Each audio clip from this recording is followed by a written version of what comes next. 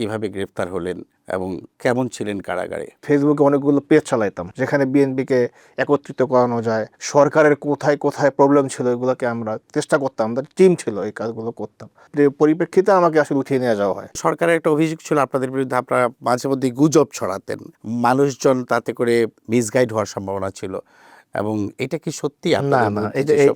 এইটা সম্পূর্ণ মিথ্যা। পরে যখন আপনি বাইরে আসলেন তখনও তো সরকার পতন হয়নি, না, আবার কি পুরনো কাজে?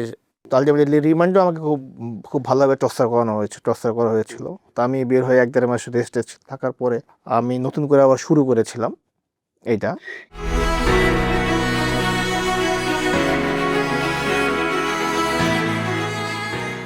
সুপ্রিয় দর্শক, আমন্ত্রণ জানাচ্ছি নাগরিক প্রতিদিনের নিয়মিত আয়োজন কারাগারের দিনগুলি থেকে।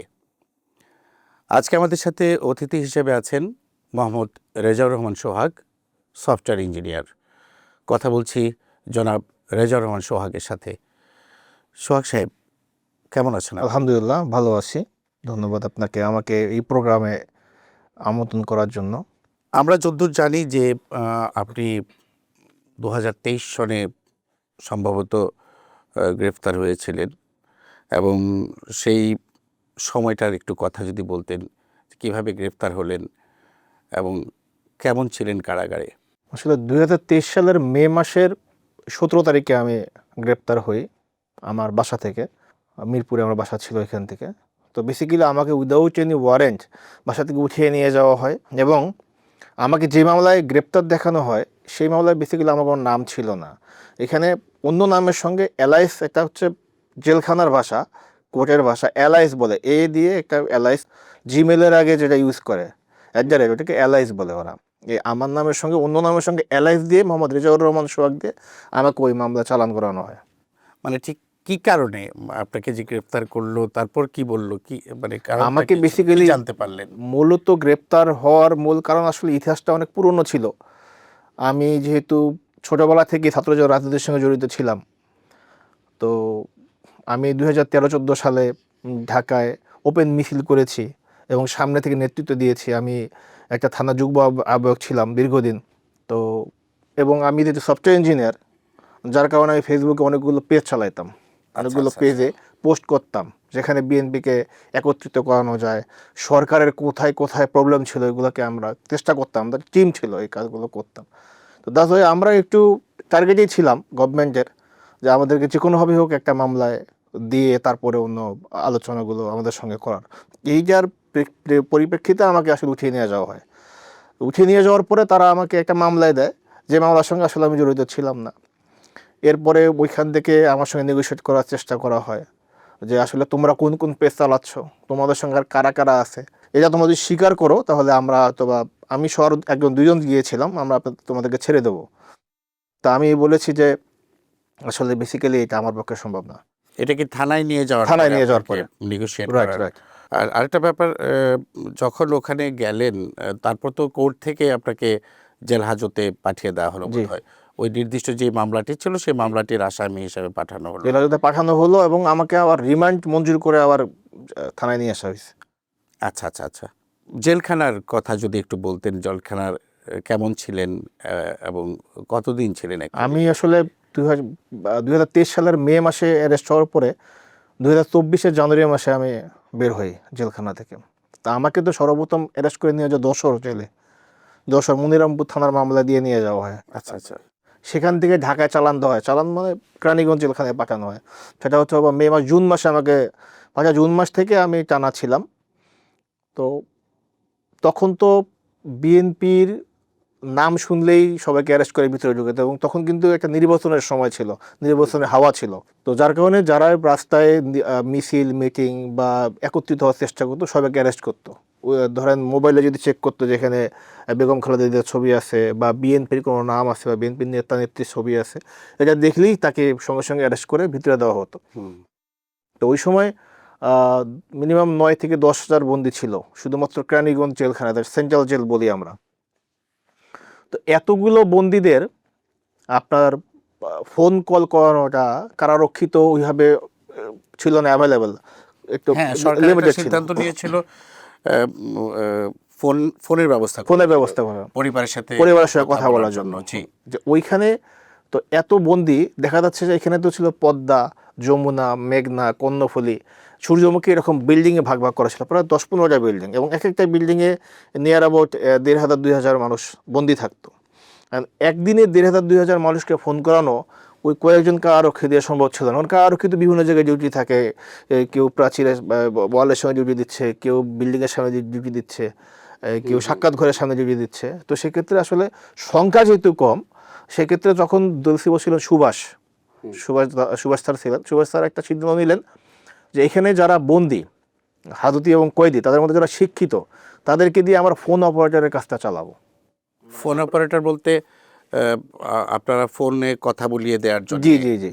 তো আমাদেরকে এরকম 40 জনকে বাছাই করা হয়।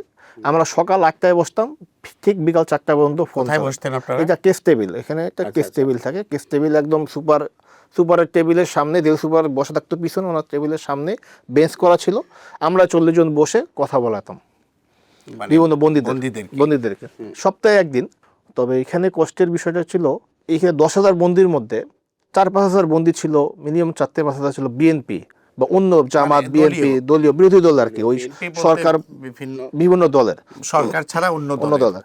নর্মালি আপনার জেলখানায় সকাল 6:30-7টার দিকে লক আপ খুলে দেওয়া হতো, একদম আচরের আদানের পরে লক আপ ক্লোজ করা হতো। এই সময়টুকু যেহেতু সেন্ট্রাল জেল, 9-10 হাজার বন্দি, এদেরকে আর দুপুর 12টায় আর ওই যে গুনতি, এটাকে গুনতি বলে জেলখানার ভাষায়, গুনতিটা হতো না। তো সকাল 7টা থেকে বিকাল এই আসরের আজান যখন দিত, যখন ঘন্টা দিত, ওই পর্যন্ত সবাই সবার বিল্ডিংয়ে যেতে পারতো, কথা বলতে পারতো, মাঠে খেলতে পারতো। কিন্তু যারা ওই সরকারের আমলে, বিগত সরকারের আমলে যারা বিরোধী দলের লোকজন ছিল, তাদেরকে মেঘনা নামে একটা বিল্ডিং ছিল, সেটা কেস টেবিল থেকে পিছনে। এই বিল্ডিংয়ে 24 ঘন্টা লকআপে থাকতো তারা। তারা বাইরে বের হতে পারবে না, তাদের বাইরে বেরোর কোনো পারমিশন নাই। এবং তাদের সঙ্গে নর্মালি আপনার সাক্ষাৎ যেটা ছিল, সাক্ষাৎও তাদের বাধা ছিল। এবং এই সাক্ষাৎটা টোটালি ধরেন 20 মিনিটের সাক্ষাৎ, 20 মিনিট তাদের কি কথা বলছে এই পাশ থেকে দাঁড়ায় থাকতো তাদের সঙ্গে লোক, যে মনিটরিং করা হতো। এবং তাদেরকে তখন তো আপনার পিসি কার্ডের বাইরেও এখানে খাবার কিনে খাওয়া যেত ওই সময়। পিসি কার্ডটা যদি একটু খুলে বলেন। পিসি কার্ডটা আমার দর্শকরা পিসি কার্ডটা বুঝবে না। পিসি কার্ডটা হচ্ছে এখানে একটা কার্ড, একটা নাম্বার, ধরেন একটা হাজতের নাম্বার 845457, এইটা উনি কোন ধরেন পদ্মাতে আছে, 5-এর 1 বলতে বোঝায় 5 তলার 1 নম্বর রুম, এরকম 5 তলায় 6টা রুম শনাক্তকরণের জন্য। রাইট, ওই কাজের আন্ডারে আপনি ধরেন আমার আত্মীয়, আপনি ফোন করে বললেন যে আমার নাম রিশাদ রহমান শখ, তার বাবার নাম এটা, ওনার হাজতের নাম্বার এত, উনি পদ্মা বাসার একে থাকে, আমি ওনাকে টাকা দেবো। তো বিকাশের টাকা দিলে ওই টাকাটা পিসি কার্ডে অ্যাড হতো, ওইটা দিয়ে বাজার করতো বেসিক্যালি। এটার পাশাপাশিও বাজার করা যেত, কিন্তু যারা অন্য দলের তাদেরকে এই অন্যান্য সুবিধাগুলো দেওয়া হতো না। এবং পিসি কার্ডে তাদের টাকাগুলো যে ঢুকতো, মানে এটা নির্দিষ্ট লিমিটেড ভার্সনে ছিল, অনেক বেশি টাকা ঢুকানোর সুযোগ ছিল না, অনেক বেশি তারা বাজারও করতে পারতো না। যতটুকু প্রয়োজন হয় ভেতরে থাকলে ততটুকুর প্রয়োজন। আচ্ছা, আমি যেটা জানতে চাচ্ছিলাম আপনার কাছে, আপনি তো একটি গুরুত্বপূর্ণ দায়িত্বে ছিলেন, টেলিফোন কথা বলিয়ে দিতেন টেলিফোন অপারেটর হিসাবে। তখন তো অনেক ধরনের মানুষের গল্পই আপনি শুনেছেন, যেহেতু আপনার সামনে বসেই তারা টেলিফোনে কথা বলতো, সেগুলো যদি একটু শেয়ার করতেন আমাদের সাথে। দেখেন, আমরা সপ্তাহে একদিন যেতাম ফাঁসির সেলে, যেখানে ফাঁসির আসামিদের রাখা হতো। এটা খুব নিদারুণ কষ্টের একটা সেল। এখানে যেমন বিরোধী দলের লোকজন যেমন সারাদিন বন্দি ছিল 24 ঘন্টা, ওনারাও 24 ঘন্টা বন্দি থাকতেন। তো আমরা দেখতাম ওনাদের ফাইলগুলো, কেস ফাইল একটা ছিল, কেস কার্ড বলে যেটাকে আর কি, জেলের ভাষায় কেস কার্ড বলে।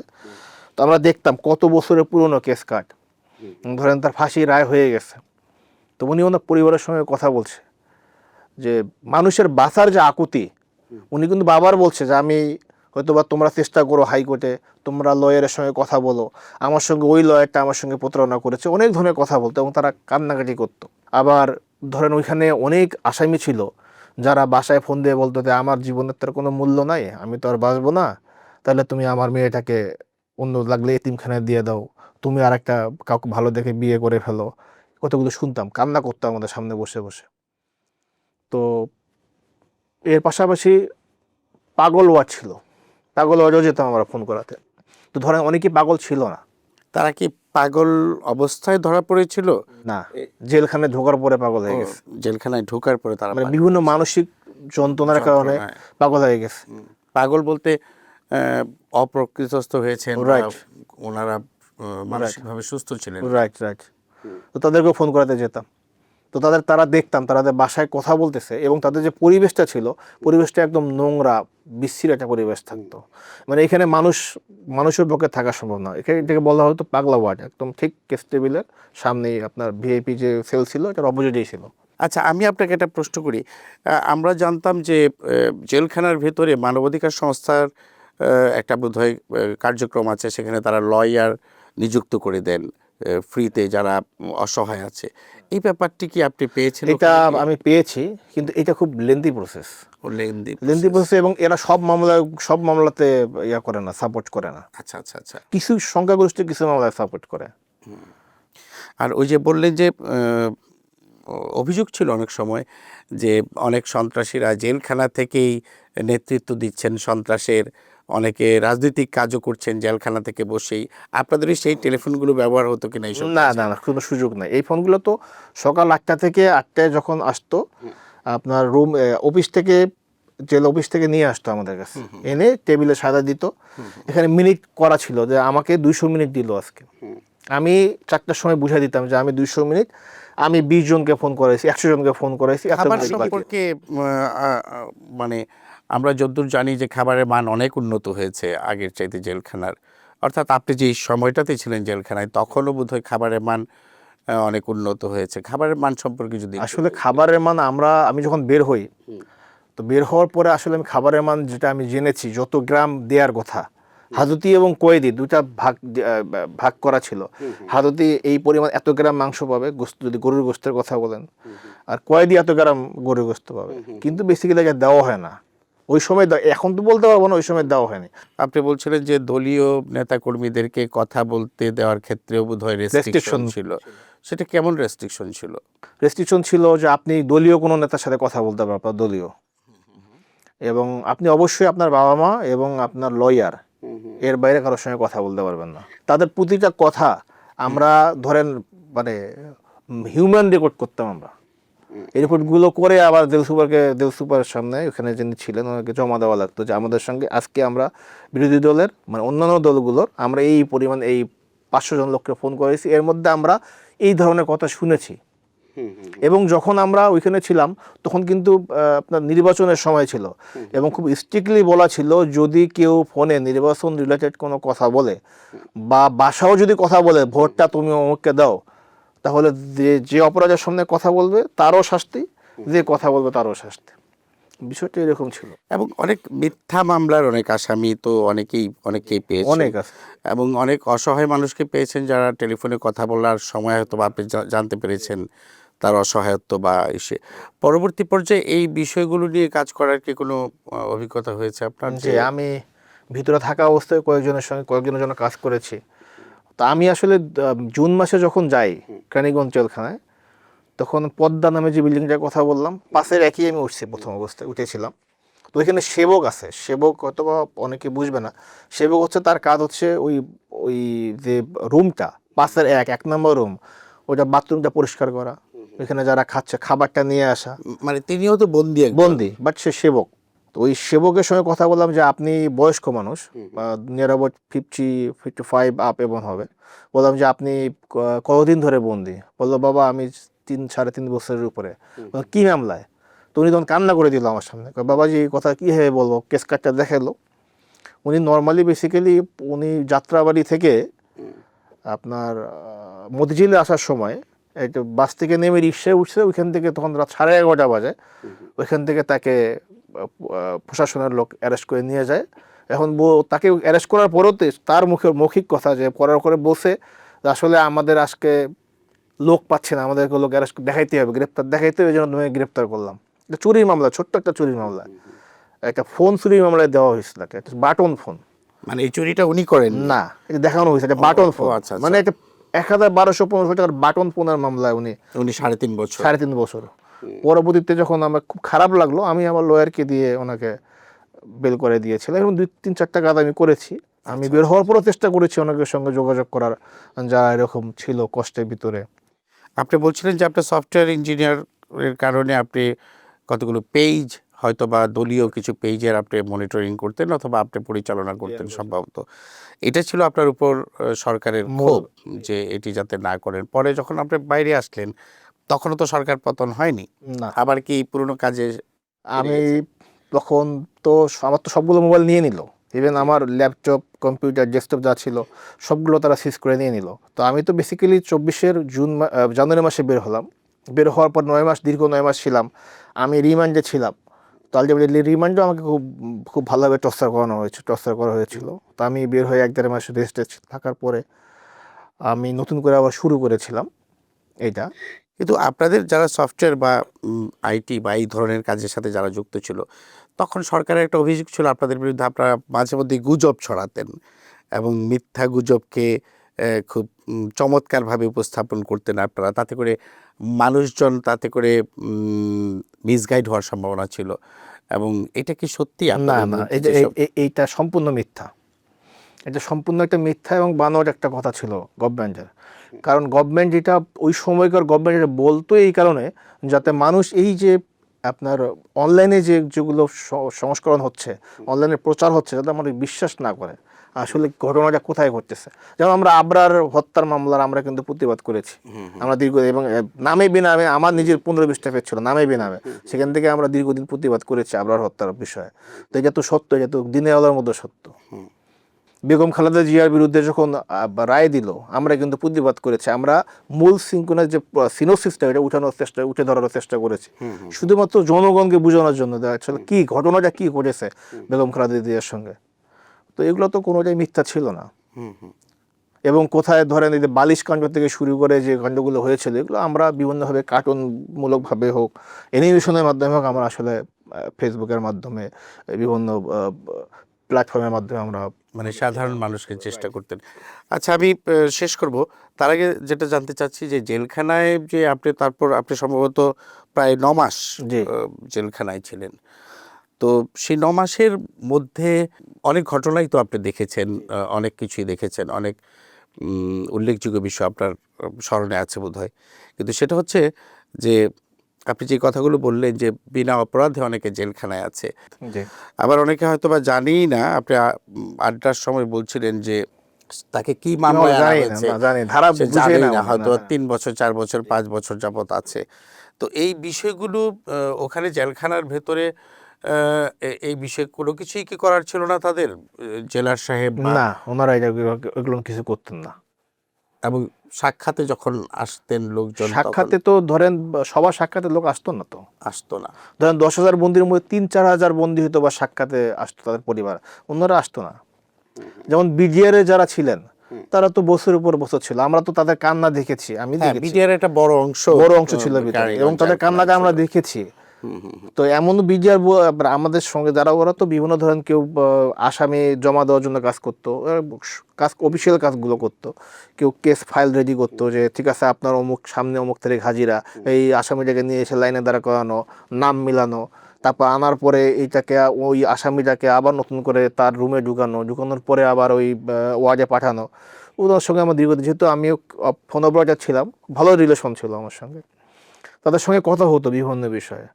তখন জানতাম এখানে বিডিআরে অনেকেই ছিল যারা ওই দিন ছুটিতে ছিল, ওই সময় ছুটিতে ছিল, এবং ভিতরে ঢোকার কারণে তার কারো ওয়াইফ চলে গেছে, কারো বাবা মা মারা গেছে, কারো সন্তান মারা গেছে, কারো ওয়াইফ সুইসাইড করেছে।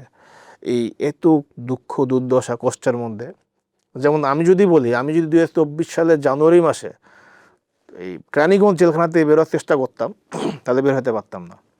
যেহেতু আমি ফোন অপারেটর ছিলাম, সেই সুবাদে জেল সুপার থেকে শুরু করে সহকারীদের সবার সঙ্গে একটা ভালো রিলেশন ছিল আমার।